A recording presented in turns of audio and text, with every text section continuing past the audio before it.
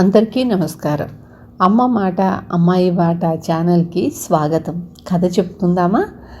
యోగ్యతా పరీక్ష.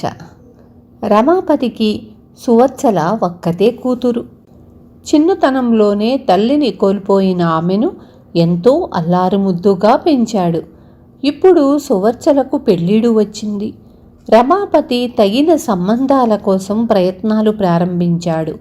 ఒకనాటి సాయంకాలం ఆయనకు పొరుగు గ్రామంలో ఉన్న బాల్యమిత్రుడి నుంచి ఒక్కసారి వచ్చిపోవలసిందిగా కబురు వచ్చింది.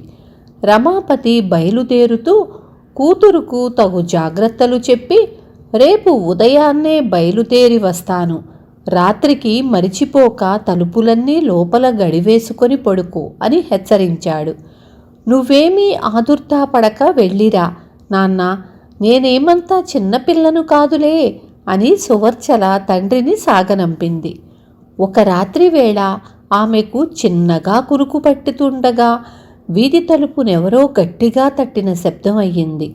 ఇంత రాత్రి వేళ వచ్చింది ఎవరా అనుకుంటూ సువర్చల పక్కన ఉన్న కిటికీ తెరిచి బయటకు చూసింది. సన్నగా పడుతున్న వానలో తడుస్తూ ఒక ముసలివాడు తలుపు పక్కన నిలబడి ఉన్నాడు. సువత్సల కిటికీ తెరవడం చూస్తూనే ముసలివాడు, ఈ రాత్రికి తలదాచుకునేందుకు చోటిచ్చి పుణ్యం కట్టుకో తల్లి, ఊరు కాని ఊరు, పైగా వాన, ఒంట్లో నలతగా ఉంది అన్నాడు. సువత్సలకు వాడి మీద జాలి కలిగి వెంటనే తలుపు తెరిచి, లోపలికి రా తాత అన్నది. ముసలివాడు లోపలికి వచ్చాడు. ఆమె ఒక పొడి బట్ట ఇచ్చి ఒళ్ళు తుడుచుకోమని చెప్పింది. వాడు ఒళ్ళు తుడుచుకుంటూ చుట్టూ కలయ చూసి, ఇంత రాత్రివేళ ఇంట్లో ఒక్కతేవేనా అని అడిగాడు. ఆమె తన తండ్రి పొరుగురు వెళ్ళిన వైనం చెప్పి, మొహమాట పడకు తాత, రాత్రి భోజనం చేశావా అని అడిగింది. వాడు తల వంచుకొని చెయ్యలేదన్నట్లు ఆడించాడు. ఆమె వాడికి అప్పటికప్పుడు తాను తినగా మిగిలిన అన్నం కూరలు వడ్డించింది. ముసలివాడు కాసేపట్లో తృప్తిగా తిని లేచాడు. సువర్చల ముందు గదిలోకి పోయి అక్కడ చాపపరిచి పడక తయారు చేస్తూ ఉండగా హఠాత్తుగా ఆమె మెడ మీద ఏదో తగలడంతో తల ఎత్తి చూసింది. ముసలివాడు ఆమె కంఠం కేసి ఒక పదునైన కత్తిని చూపిస్తూ, మర్యాదగా ఇంట్లో ఉన్న నగలు డబ్బు మూటకట్టి ఇవ్వు, ఏదైనా తెగింపు చెయ్యబోయావో నీ ప్రాణానికే ముప్పు అన్నాడు కఠినంగా. ఊహించని ఈ పరిణామానికి సువర్చల నిర్ఘాంతపోయి అంతలోనే తెప్పరిల్లి, ఆశ్రయం ఇచ్చిన వాళ్లకే ద్రోహం తలపెట్టావా, దొంగకు కూడా ఏదో కొంత కృతజ్ఞత ఉంటుందంటారే అన్నది. ముసలివాడు పళ్ళు కొరుకుతూ, ఇదొక పెద్ద ఆశ్రయం ఇవ్వడమా, తలుపు తెరవకపోతే బద్దలు కొట్టి ఉండేవాడిని, ఈ ఊసుపోని కబుర్లెందుకు, ముందు డబ్బు నగలు ఎక్కడ ఉన్నవో చూసి మూటకట్టుకురా అన్నాడు కటువుగా. సువత్సల ఏమాత్రమూ భయపడక, భోజనం అయితే పెట్టాను కానీ డబ్బు మూట కూడా కట్టి ఇవ్వమంటే ఇవ్వను, అదుగు ఆ గదిలో ఉన్న పెట్టెలోనివన్నీ మూట కట్టుకొని నీ దారిన నువ్వు వెళ్ళు అన్నది. ముసలివాడు వెంటనే ఆమె చూపిన గదిలోకి వెళ్ళాడు. సువర్చల మెరుపులా వాడి వెనకనే వెళ్ళి తలుపులాగి బయట గడిపెట్టేసింది. ముసలివాడు 1-2 క్షణాలాగి గట్టిగా అరుస్తూ తలుపు మీద బాధసాగాడు.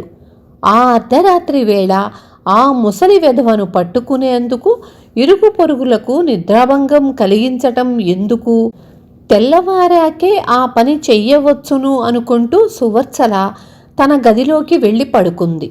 తూర్పు తెలతెలవారుతుండగా ఎవరో తలుపు కొట్టిన శబ్దమై సువర్చలకు మెలకువ వచ్చింది. తన తండ్రి తిరిగి వచ్చాడనుకుంటూ ఆమె వెళ్ళి తలుపు తెరిచింది. గడప ముందు ఖరీదైన దుస్తులు ధరించి నాజూకుగా ఉన్న యువకుడొకడు నిలబడి ఉన్నాడు. సువర్చల అతణ్ణి చూసి, ఎవరి కోసం వచ్చారు అని అడిగింది.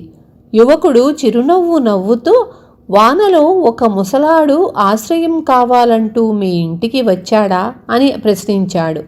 అవును వచ్చాడు, ఆశ్రయం ఇచ్చి ఇంత భోజనం పెట్టిన నాకే కత్తి చూపించి డబ్బు ఇవ్వమని బెదిరించాడు. వాణ్ణి ఈ పక్క గదిలో పెట్టి గడియ బిగించాను. సరే, ఇంతకు ఆ దొంగతో మీకేం పని అని అడిగింది సువత్సల. యువకుడు పెద్దగా నవ్వి, వాడు దొంగ కాదు, మా ఇంట్లో పనివాడు అన్నాడు. మీ ఇంట్లో పనివాడు మా ఇంటికి దొంగతనానికి వస్తే వాడు దొంగ కాక మరేమవుతాడు అని ప్రశ్నించింది సువత్సల కోపంగా.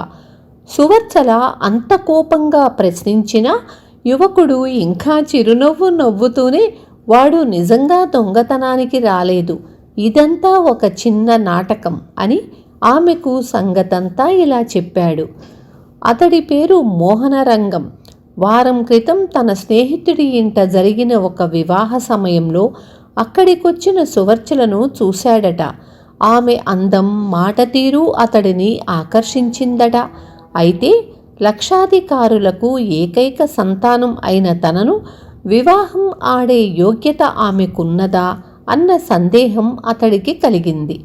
యోగ్యతా పరీక్ష కోసం ఆమె తండ్రి ఇంటలేని సమయం చూసి తన పనివాడితో ఈ నాటకం ఆడించాడు. అంతా విని ఆశ్చర్యపడుతున్న సువర్చలతో ఆ యువకుడు అదేం గమనించకుండా, ఈ యోగ్యతా పరీక్షలో నువ్వు 100కి 100 పాళ్ళు నెగ్గావు అన్నాడు ఎంతో సంతోషంగా. అదెలా అన్నది సువర్చల. యువకుడు రంగస్థల నటుడి ధోరణిలో ముసలివాడిని ఆదరించడం ద్వారా నీ ఉదారత్వము, కత్తి చూపించినా భయపడకపోవటంలోని ధైర్యము, వాణ్ణి బంధించటంలోని తెలివితేటలు చక్కగా నిరూపించబడ్డాయి. నా భార్యవు కాదగ్గ యోగ్యత నీకున్నది. ఇప్పుడు నిన్ను పెళ్లాడడానికి నాకెలాంటి అభ్యంతరాలు లేవు అన్నాడు. పనివాడి చేత ఇంత నాటకం ఆడించిన మీరు స్వయంగానే నాటకాలాడి మరిన్ని లక్షలు గడించవచ్చు అంటూ సువర్చల పోయి ముసలివాడున్న గది తలుపు తెరిచింది. వాడు కళ్ళు నులుపుకుంటూ బయటకు వచ్చి తన యజమానికి కాస్త వెనక్గా నిలబడ్డాడు. అప్పుడు సువర్చల యువకుడితో, మోహనరంగం గారు, మీరు నాకు యోగ్యతా పరీక్ష పెట్టడం, ఫలితం నిర్ణయించడం ఈ 2 బుద్ధిమాలిన పనులు.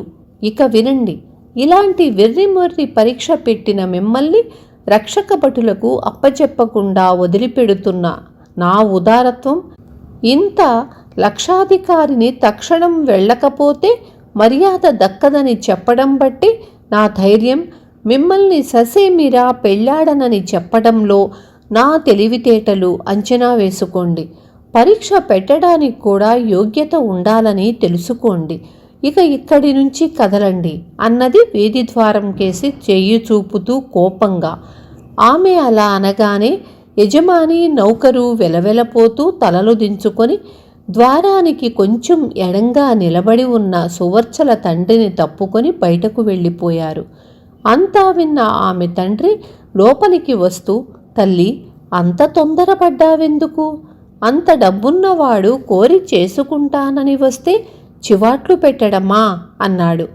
అతనికి డబ్బున్నదని ధీమా కొద్దీ తన ఇష్టంతో తప్ప నా ఇష్టాలతో పని లేదనుకుంటున్నాడు. నేను నచ్చాను కాబట్టి పరీక్ష పెట్టాడు. ఆ రకం మనుషులు డబ్బుతో దేన్నైనా కొనివేయగలమనుకుంటారు అన్నది సువర్చల. సువర్చల తండ్రి కొంచెం సేపు ఆలోచిస్తూ ఊరుకొని, నా చిన్ననాటి స్నేహితుడు రామభద్రయ్య, అతడి కొడుకు ప్రభాకరం నీకు తెలుసు కదా అని అడిగాడు. తెలియకేం అన్నది సువర్చల. కబురు పెట్టగా నేను వెళ్ళింది వాళ్ళ ఇంటికే. రామభద్రయ్య నిన్ను తన ఇంటి కోడలిగా చేసుకోవాలనుకుంటున్నాడు.